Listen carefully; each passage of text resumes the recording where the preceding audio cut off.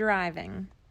It was a long drive home. I fell asleep in the back seat like I always do, my head on Via's lap like she was my pillow, a towel wrapped around the seatbelt so I wouldn't drool all over her. Via fell asleep too, and Mom and Dad talked quietly about grown-up things I didn't care about. I don't know how long I was sleeping, but when I woke up, there was a full moon outside the car window. It was a purple night, and we were driving on a highway full of cars. And then I heard Mom and Dad talking about me. "We can't keep protecting him," Mom whispered to Dad, who was driving. "We can't just pretend he's going to wake up tomorrow and this isn't going to be his reality. Because it is, Nate. And we have to help him learn to deal with it. We can't just keep avoiding situations that... So sending him off to middle school like a lamb to the slaughter?" Dad answered angrily. But he didn't even finish his sentence because he saw me in the mirror looking up. "What's a lamb to the slaughter?" I asked sleepily. "Go back to sleep, Augie," Dad said softly. "Everyone will stare at me at school," I said, suddenly crying. "Honey," Mom said. She turned around in the front seat and put her hand on my hand. "You know if you don't want to do this, you don't have to. But we spoke to the principal there and told him about you, and he really wants to meet you." "What did you tell him about me?" "How funny you are, and how kind and smart. When I told him you read Dragon Rider when you were 6, he was like, 'Wow, I have to meet this kid.'" "Did you tell him anything else?" I said. Mom smiled at me. Her smile kind of hugged me. "I told him about all of your surgeries and how brave you are," she said. "So he knows what I look like?" I asked. "Well, we brought pictures from last summer in Montauk," Dad said. "We showed him pictures of the whole family, and that great shot of you holding that flounder on the boat." "You were there too?" I have to admit I felt a little disappointed that he was a part of this. "We both talked to him, yes," Dad said. "He's a really nice man." "You would like him," Mom added. Suddenly it felt like they were on the same side. "Wait, so when did you meet him?" I said. "He took us on a tour of the school last year," said Mom. "Last year?" I said. "So you've been thinking about this for a whole year, and you didn't tell me?" "We didn't know if you'd even get in, Augie," answered Mom. "It's a very hard school to get into. There's a whole admissions process. I didn't see the point in telling you and having you get all worked up about it unnecessarily." "But you're right, Augie. We should have told you when we found out last month that you got in," said Dad.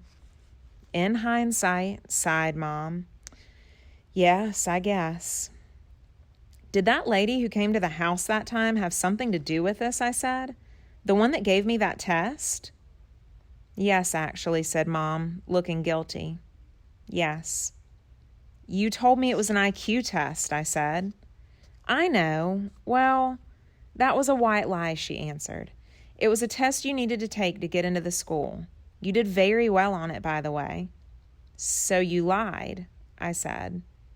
"A white lie, but yes. Sorry," she said, trying to smile, but when I didn't smile back, she turned around in her seat and faced forward. "What's a lamb to the slaughter?" I said. Mom sighed and gave Daddy a look. "I shouldn't have said that," Dad said, looking at me in the rearview mirror. "It's not true. Here's the thing. Mommy and I love you so much, we want to protect you any way we can. It's just sometimes we want to do it in different ways." "I don't want to go to school," I answered, folding my arms. "It would be good for you, Augie," said Mom. "Maybe I'll go next year," I answered, looking out the window. "This year would be better, Augie," said Mom. "You know why? Because you'll be going into 5th grade, and that's the first year of middle school for everyone. You won't be the only new kid." "I'll be the only kid who looks like me," I said. "I'm not going to say it won't be a big challenge for you, because you know better than that," she answered. "But it'll be good for you, Augie. You'll make lots of friends, and you'll learn things you'd never learn with me." She turned in her seat again and looked at me. "When we took the tour, you know what they had in their science lab? A little baby chick that was just hatching out of its egg. It was so cute. Augie, it actually kind of reminded me of you when you were a little baby, with those big brown eyes of yours.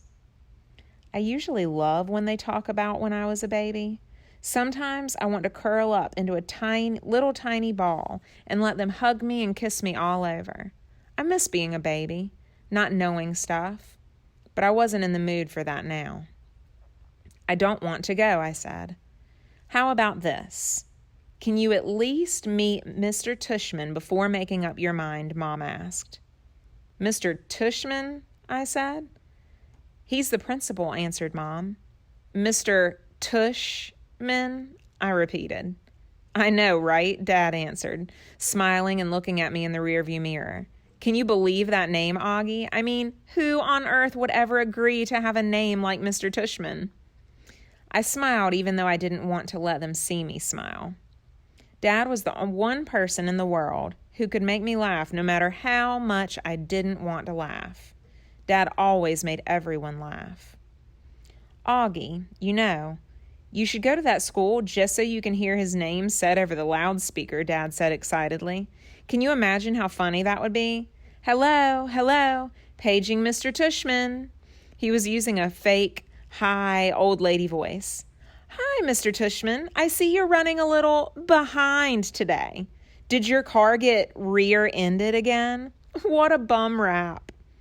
I started laughing, not even because I thought he was being that funny, but because I wasn't in the mood to stay mad anymore.